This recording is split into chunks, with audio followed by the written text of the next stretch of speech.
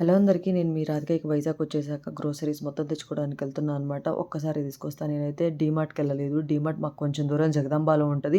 మాకు దగ్గరలో రిలయన్స్ స్టోర్ ఉంటదనమాట. సో, రిలయన్స్ స్టోర్‌కెళ్ళిపోయాను. సంక్రాంతి కోసం థీమ్ రెడీ చేస్తున్నారు. బావుంది. నేనేం ఫ్రంట్ నుంచే షూట్ చేయలేదు. మొత్తం రెడీ అయ్యాక ఒకసారి చూడాలి ఎలా ఉంటది, ఏంటి అనేది.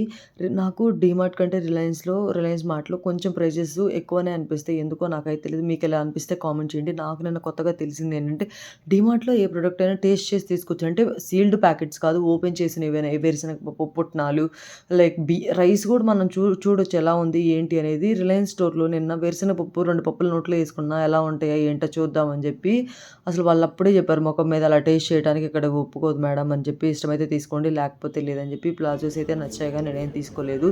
మామా ఎర్త్ కూడా చాలా ఈజీగా దొరికిపోతుంది స్టోర్స్‌లో. నాకైతే అంత నచ్చవు ఈ మామా ఎర్త్ ప్రొడక్ట్స్. అండ్ ఇవైతే ఒక్కోటి చింతపండు 20 రూపీస్ అంట. చాలా డేస్ అయిపోతుంది ఫ్రైడ్ రైస్ తిని. చికెన్ ఫ్రైడ్ రైస్ నచ్చితే లైక్, షేర్